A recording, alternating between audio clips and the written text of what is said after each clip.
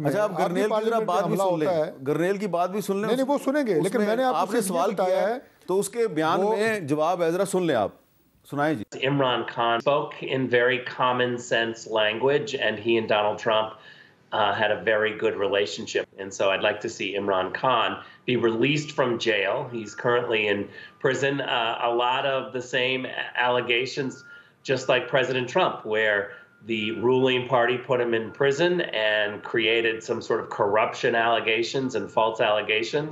جی وہ کہہ رہا ہے جی ٹرمپ پہ بھی جھوٹے الزام تھے اور عمران خان پہ بھی جھوٹے الزام. نہیں میں نے آپ کو عرض کیا کہ جس کراؤڈ نے ان کے جواب کے جواب میں کہہ رہا ہوں، جس کراؤڈ نے ان کی پارلیمنٹ میں حملہ کیا وہ لوگ پکڑے گئے نا. کتنی سزائیں ہوئی آپ بتائیں، 18 سال کی سزائیں ہوئی.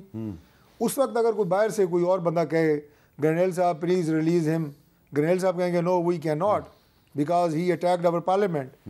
تو جو ہمارے اداروں پہ حملہ کرے یا کروائے اس کو ان کو کیا اختیار ہے امریکہ کے کسی بندے کو کہنے کا جناب کہ آپ اس کو ریلیز کریں؟ سوال ہی پیدا نہیں ہوتا. میں ٹیکنیکل بات بتا رہا ہوں. دوسری بات جو ہے کہ ہمارے پاکستان کے اندرونی معاملات ہیں، ہمارے اپنے قوانین ہیں، اس کے مطابق ہم نے چلنا ہوتا ہے.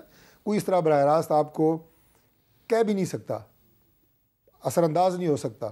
اور یہ اپنی ذاتی حیثیت میں پتہ نہیں کہاں ان کے تانے بانے ہیں، میں اس ڈیٹیل میں نہیں جاؤں گا، لنکڈ ہیں. لیکن امریکہ اس طرح کے معاملے میں کبھی بھی آپ دیکھ لیجئے گا پاکستان کے انٹرنل میٹرز میں اس طرح کی مداخلت کبھی بھی نہیں کرے گا، کیونکہ وہ خود ان کی اپنی زیرو ٹالرنس ہے کہ جو لوگ ان کے اپنے اداروں پہ حملہ کرتے ہیں ان کو وہ سزائیں دیتے ہیں اور پکڑتے بھی ہیں. جیسے آج پاکستان میں ہوا ہے، یہ سارا کچھ امریکہ کر چکا ہے پہلے.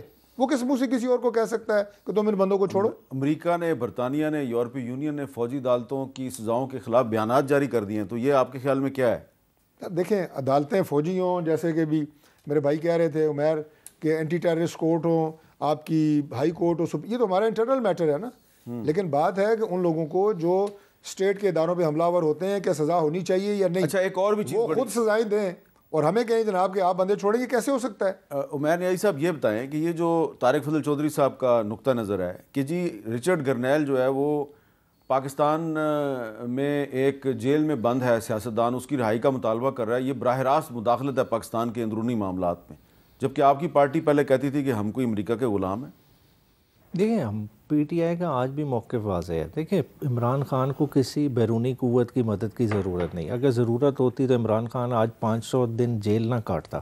عمران خان کے پاس متعدد مواقع آئے، وہ اپنے لیے جو ہے نا ڈیل بنا کے پتلی گلی نکل جاتا. مگر عمران خان نے پریفر کیا کیا کہ جو مقدمات ہیں ان کو فیس کرنا ہے. سسٹم میں ہی دیکھیں آپ نے جس طرح مرضی جیل ٹرائل چلائے، سزائیں ہوئیں، سزائیں سیٹ اسائیڈ ہوئیں یا سسپینڈ ہوئیں، وہ اسی سسٹم کے تحت ہوئی. اور خان صاحب ابھی بھی اس طرح اوپنلی فیس کر رہے ہیں اور وہ کرتے رہیں گے. جہاں تک ان کے بات ہے نا پریشر کی، دیکھیں یہ اس وقت خود انہوں نے ہوا کو جو ہے نا غلط رنگ دیا ہے اور آگ زیادہ لگا لی ہے، اور آگ ان کے آٹومیٹکلی گھر میں آ جائے گی. انہیں اس چیز کی سمجھ نہیں آ رہی. جہاں تک پریشر کی بات ہے، پریشر ان کا سسٹم سسٹین ہی نہیں کر سکتا. یہی لوگ ہیں جنہوں نے ایمل قاسی اٹھا کے نہیں دیا تھا، کوئی انہیں دیر لگی تھی. ریمنڈ ڈیوس جب اگلوں نے لے جانا تھا تو ہمارے سسٹم میں سے ہی اٹھا کے لے کے گئے تھے. عافیہ صدیقی اسی سسٹم میں سے ہی گئی ہے. تو یہ لوگ پریشر نہیں ہماری پریشر وہی برداشت کر سکے گا جس کا عمران خان کی طرح نہ باہر پیسہ ہو، نہ باہر کاروبار ہو، معاملات ہوں، اور وہی پریشر سسٹین کر سکتا ہے. باقی آپ کسی سے ادھر نہ ایکسپیکٹ. اچھا ڈاکٹر طارق فضل چودھری صاحب، یہ جو آپ نے ذکر کیا ہے رچرڈ گرنیل کا، تو اس نے ایک ایکس پہ اپنا بیان جاری کیا ہے. پابندی لگی ہوئی ہے پاکستان میں ایکس پہ، لیکن سارے استعمال بھی کرتے ہیں. وہ کہہ رہا ہے جی the Pakistan embassy in Washington D C and ambassador Rizwan Sheikh have some explaining to do the that threats and crazy talk about operation gold smith from the minister of defence is reckless. There should be a review of what the U S taxpayer provides in Pakistan aid, یعنی کہ U S add اور I am F جو پاکستان کو پیسے دے رہے ہیں، امریکہ کو یہ ریویو کرنا چاہیے. تو ایک بندہ جو کہ ٹرمپ ایڈمنسٹریشن کا حصہ بننے والا ہے، وہ براہ راست پاکستان کے سفیر جو ہیں وہ ان کو کہہ رہا ہے کہ بھائی تمہیں وضاحت کرنی پڑے گی کہ یہ وزیر دفاع نے یہ بیان کیوں دیا ہے. میر صاحب میری اگر آپ ذاتی رائے لینا تو وہ یہ ہے کہ ہم اس شخص کو پاکستان میں اور پاکستانی میڈیا غیر ضروری اہمیت دے رہا ہے. ہی از ناٹ آپ یہ کہیں کہ responsible for American external policy اور foreign policy. He is not representing that. وہ انہوں نے اپنا ایک مندوب لگایا ہے، خصوصی ایلچی آپ اس کو کہہ لیں، جو بھی کہہ لیں، لیکن وہ اس وقت امریکن فورن پالیسی کو ریپرزینٹ نہیں کر رہا، اور ہم لوگ پاکستان میں سے جو بھی اس کو ڈسکس کر رہا ہے، میں اپنی پارٹی کو بھی کہہ رہا ہوں کہ اگر میری پارٹی سے بھی کوئی اس کو جواب دے رہا ہے نہیں دینا چاہیے، کوئی منسٹر بھی جواب دے رہا ہے نہیں دینا چاہیے. وائی ٹو ریسپونڈ، کرے جو مرضی کرے، ہم نے اپنا کام کرنا ہے کہ ہم نے یہ دیکھنا ہے کہ گرینیل صاحب کیا کہہ رہے ہیں. لیکن گرنیل صاحب کو وہاں پہ پاکستانی ملتے ہیں نا، جا کے ان کو کہتے ہیں کہ بھائی عمران خان کی رہائی کا مطالبہ کرو. نہیں وہ تو مجھے پتہ ہے نا جی، وہاں جو پاکستانی ہیں ان کو ملتے ہیں، انہی کی بنیاد کے اوپر یہ چیزیں چل رہی ہیں. اور بڑی معذرت سے میں انہیں پاکستانی نہیں کہوں گا، گو کہ شاید ان کے پاس ہمارے پاسپورٹ ہوں، جو باہر بیٹھ کے سوشل میڈیا پہ ادروائز اٹیک کر رہے ہیں براہ راست پاکستان کے اداروں پہ، پاکستان کی فوج پہ. میں نہ پاکستانی مانتا ہوں، وہ ایک پولیٹیکل پارٹی کے گارب میں یہ کام کر رہے ہیں.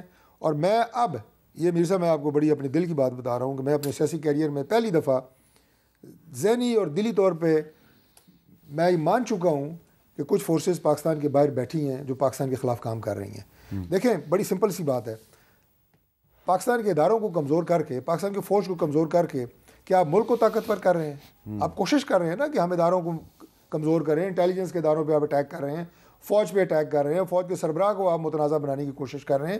اس سے ملک کمزور ہوتا ہے.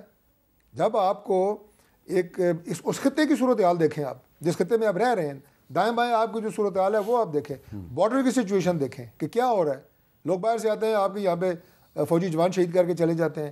اس ٹائم فریم میں آپ جو ہے وہ اداروں کے خلاف جناب محاذ آرائی آپ نے شروع کی ہوئی ہے. پیڈ کمپینز چل رہی ہیں باہر سے بیٹھ کے.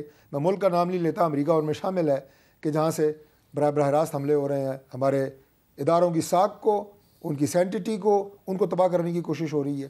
عمران خان جیل میں ہے، کوئی نئی بات ہے.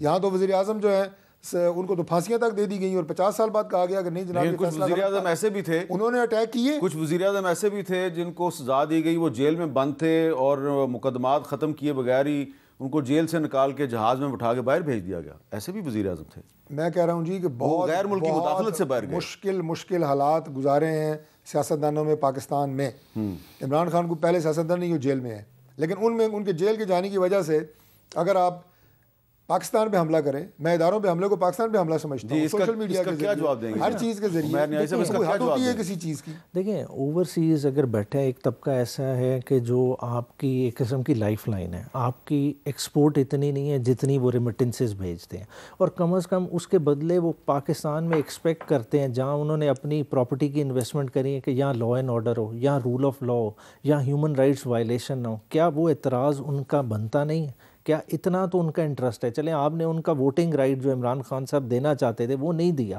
تو کم از کم اتنا تو ان کا سن لیں جو آپ کی معیشت چلا رہے ہیں. بات ہے کہ آپ خالی کہیں ادارے کا تقدس تکریم اپنی جگہ پہ، دیکھیں سیاستدان کا بھی تقدس تکریم ہے نا.